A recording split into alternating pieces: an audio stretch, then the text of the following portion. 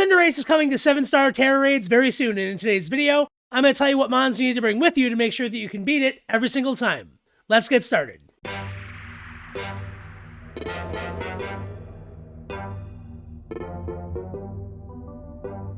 How's it going, everybody? Blaine here for Bridge4 Games. Thank you so much for stopping by and hanging out with me. Cinderace is coming to 7-star Terra raids, and it is going to be absolutely awesome because we can finally add this amazing starter Pokemon to our collections. Now, it is going to start showing up in raids on December 30th of this year, and it'll go until the 1st of January, and that's going to make a repeat appearance in our Scarlet and Violet games on January 13th until January 15th. Now, much like Charizard before, it is going to have one locked type. This time around, it's going to be a fighting type. It is, of course, also going to be level 100 in those 7-star raids, and it is going to be able to only be caught once per save file, just like Charizard before. Now, the Cinderace itself will have the mightiest mark, and all this is being done to celebrate the year of the rabbit coming in 2023, even though we are actually quite a bit before Chinese New Year, but let's not get too technical here. What's the most important thing is that Cinderace is an amazing Pokemon to have because it has that ability Libero. Even though it's been nerfed, it's still amazing, and Cinderace has an incredibly wide move pool, which makes it an amazing asset to any team. And with that being the case, we are going to need to have a lot of preparation to take it down.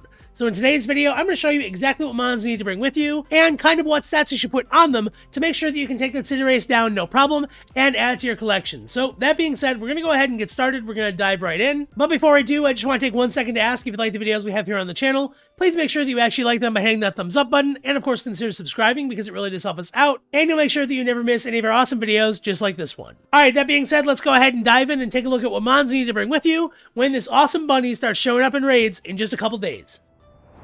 Alright, now as we start looking at what mons we want to bring against this Cinderace, there are some things we need to keep in mind.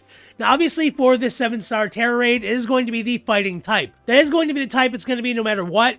Even if for some reason the Cinderace has its Libero ability, which I don't believe it does, it doesn't matter because even though it can change type once, the fighting type for Terra always supersedes it. So no matter what happens, even if it, changes fire or changes dark, whatever, it is going to remain that fighting type the entire match, which is just good to know because it makes it easier to prepare against it. Now, that being said, something else, even though it is going to obviously have fighting moves because it is a fighting type Pokemon here, it is going to most likely also have access to fire moves because it is normally a fire type.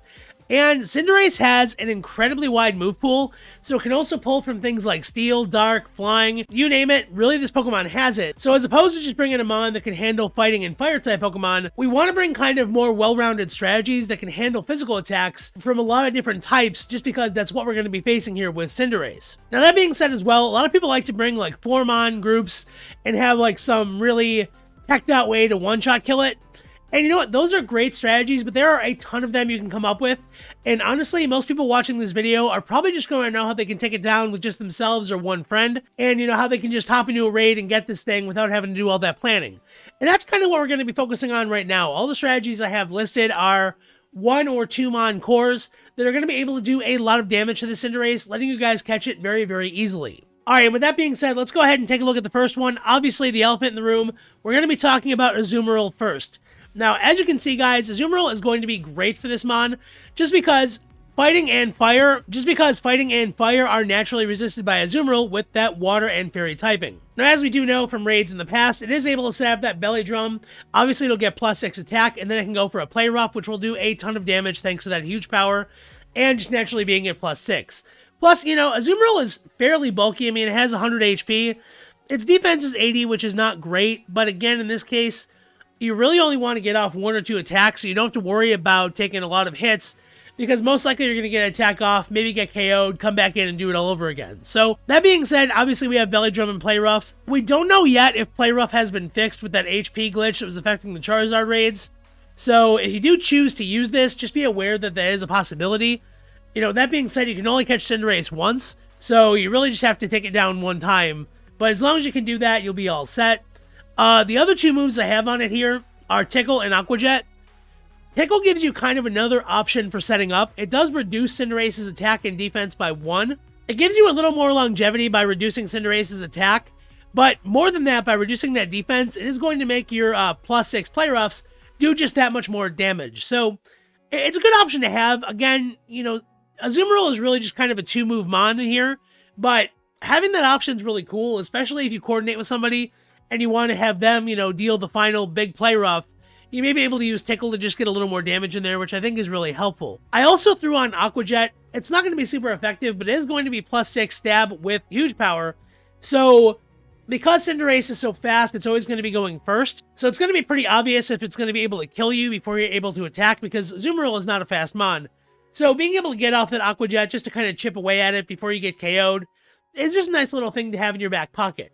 As far as items I recommend here, Citrus Berry is going to be really, really helpful because it'll let you recover a lot of HP once you do get that belly drum off. And then as far as like EV spreads, I just recommend a max attack to do as much damage as possible. You're not going to really have to worry about, dumping everything into HP.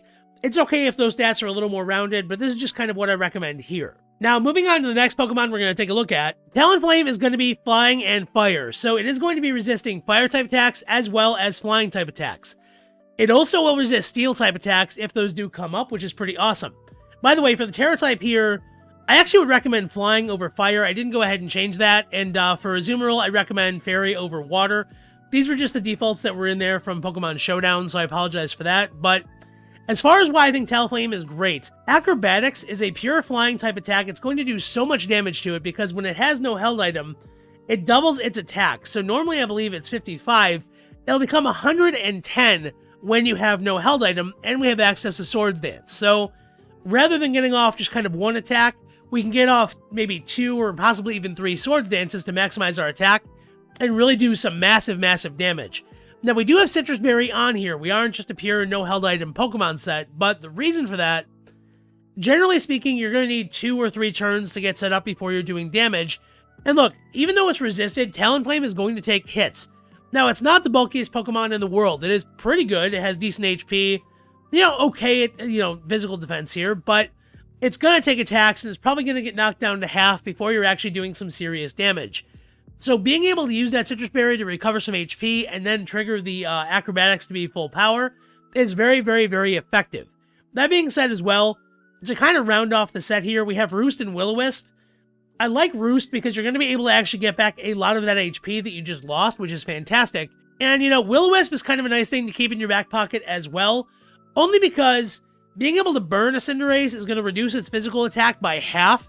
So again, it'll really help increase that longevity and really just kind of draw out the match a little bit, which is fantastic. So, even though this Pokemon really wants to just, Swords Dance, get that damage in right away, you do have some other options if you do want to kind of help be more of a supportive Pokemon or even more of a defensive one to really kind of limit what that Cinderace can do, especially if it doesn't have a lot of super effective or even neutral moves against you. Now, again, guys, we're not going to be really reinventing the wheel here when it comes to what EV spreads we're using, but as far as training it, I do recommend maxing out that attack stat and giving it a attack boosting nature, something like Adamant. You can do that with Mints, obviously, so that's pretty easy.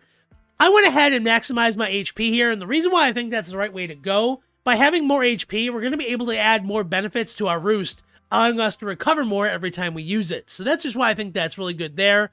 With the 4 leftover points, I threw it in defense because, again, Cinderace is a physical attacker.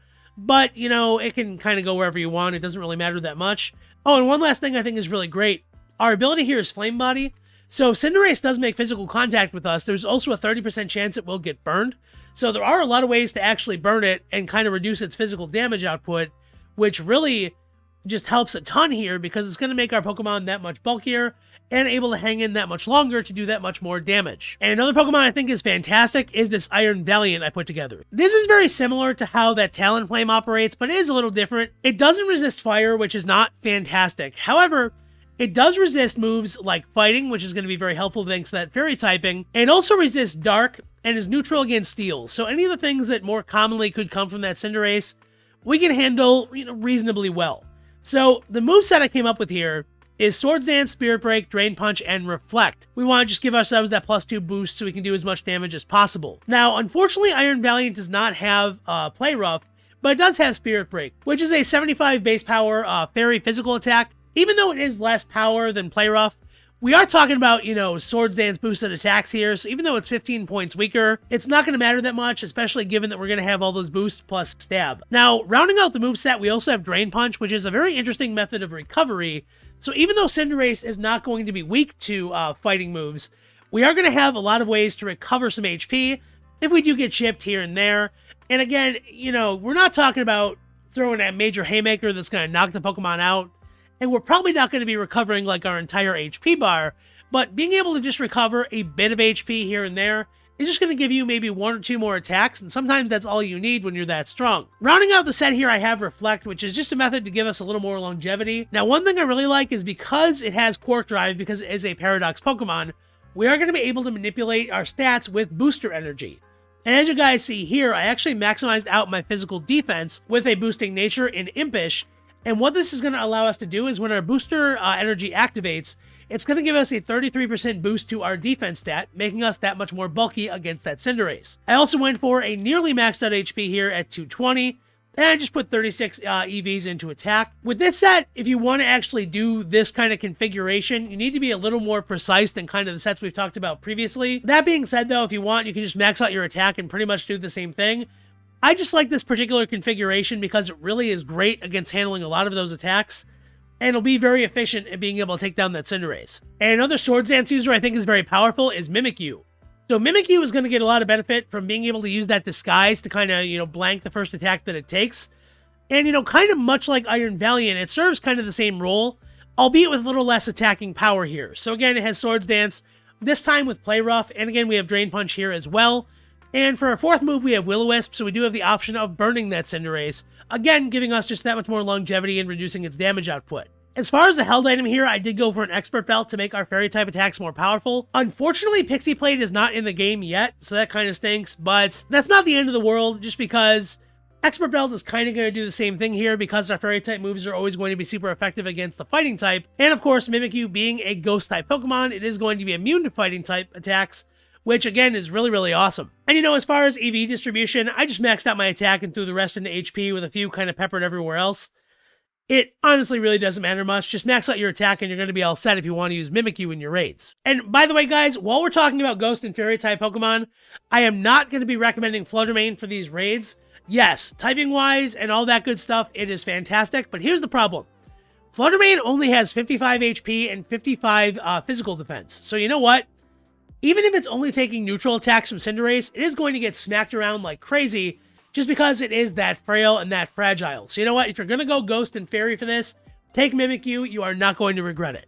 And that's going to take us to Hatterine. Now, Hatterine is really good because for those fighting type attacks, it's going to resist them 4 times because it is Psychic and Fairy typing. Now, it is going to be neutral against Fire, and it is going to be weak if it has something like Iron Head, but again, against those fighting type attacks, it's going to be really, really great. Now, typically speaking, I don't like using sets that only boost 1 stat by 1. So a Calm Mind set here, I don't really feel like is that great, only because you're only really giving yourself a special attack boost because it's not going to be hitting you on the special defensive side that often. When we were talking about Fluttermane with Charizard, that's a little bit different because again, you could capitalize on both those stats, special attack and special defense and be kind of all set. But here though, because you are resisting that main type attack by 4, and because of some other things that are kind of unique to it, I think it can sort of get a bit of a pass here. Now for its main attack move, I do like Psychic. Another option is going to be Stored Power if you're able to get off several Calm Minds. Again, you might get yourself interrupted where Cinderace may remove your boost or something like that, so I don't like banking on that as much, and I kind of like having the ability to just get off a good neutral hit. But one thing I think that I really like about Hatterine here, it has access to Reflect, again, giving you that much more longevity and helping out your teammates, but you also have Trick Room. Now, Cinderace is naturally a very fast Pokemon.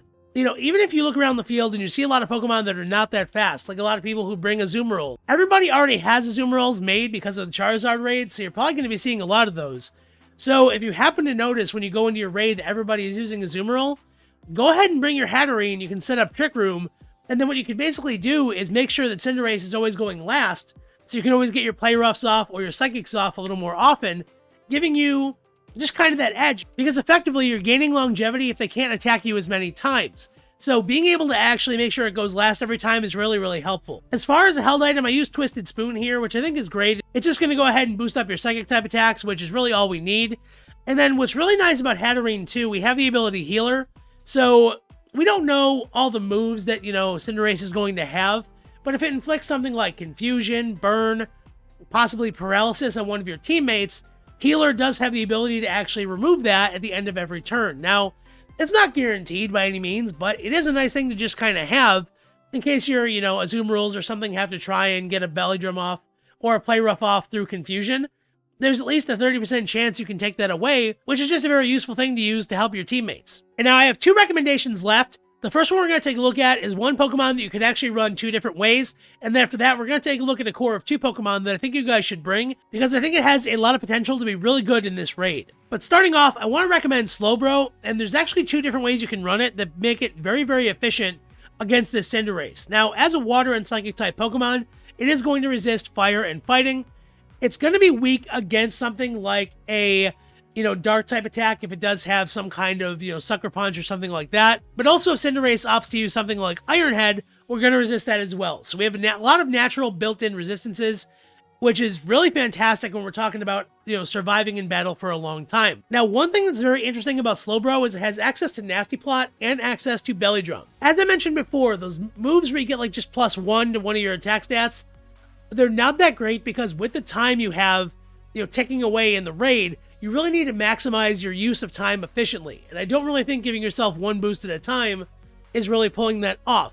But if you're doing something like belly drumming or nasty plotting, now we're using that time a lot more efficiently, and we can get off a lot more damage in the time we have remaining. So one option I like for Slowbro is to use a belly drum physical set. So up top here, we do see we have belly drum, Zen headbutt, drain punch, and trick room.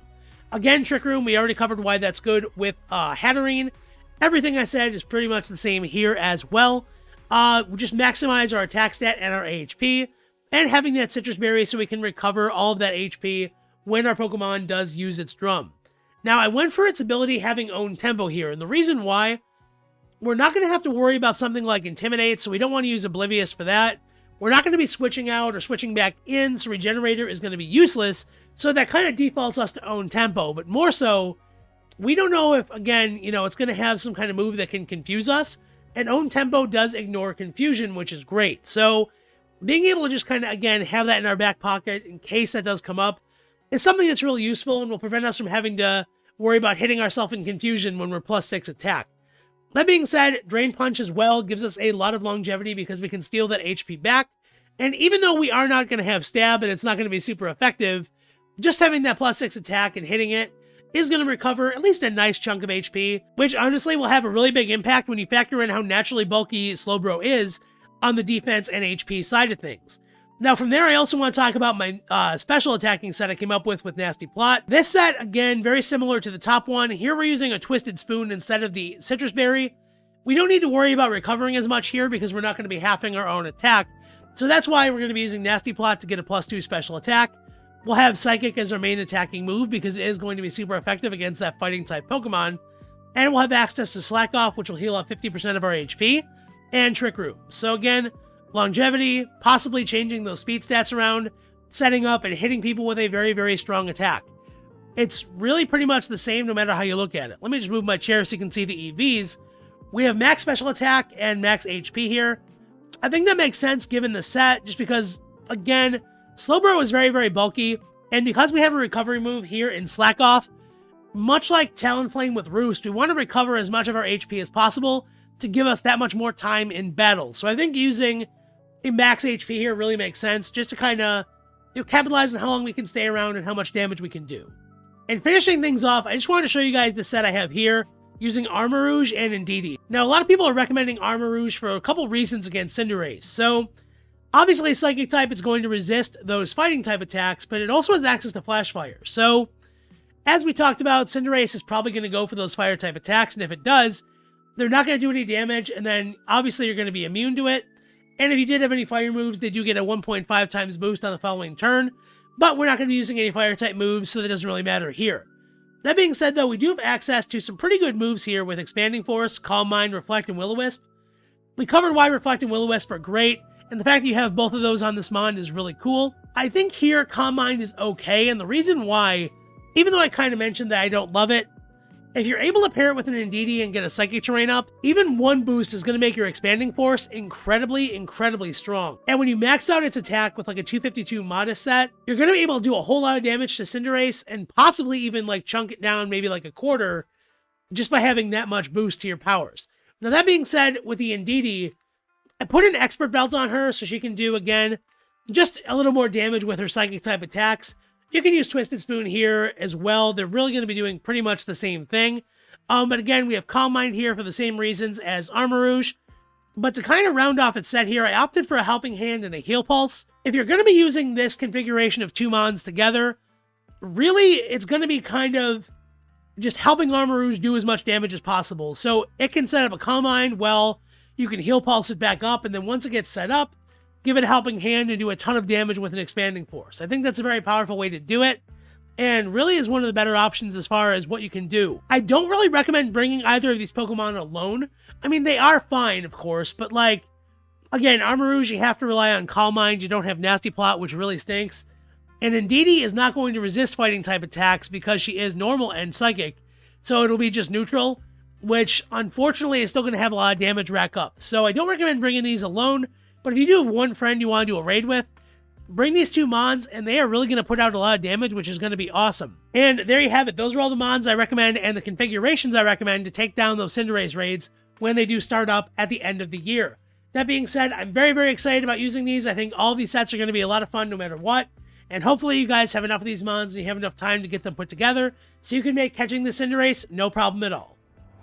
Alright, so there you have it, everybody. Those are the best possible Mons and combinations that I can think of to make sure that you take down Cinderace every single time. Let me know what you think about them down in the comments. Let me know what Mons you're going to be bringing with you when you do take down this raid in just a couple of days. That being said, if you did enjoy the video, if you found it helpful, please make sure that you absolutely Giga Impact that like button in the face, and of course consider subscribing because again, it really helps us out, and you'll make sure you never miss any of our awesome videos just like this one. That being said, everybody, I've been Blaine for Bridge4 Games. Thank you so much for stopping by and hanging out with me. As always, remember that the best Pokemon games are the ones that you love to play, and the proper ways to play them are however you have the most fun. I hope each and every one of you out there have a happy, epic, awesome, and amazing day, and I will see you in the next video. See you around. Bye-bye.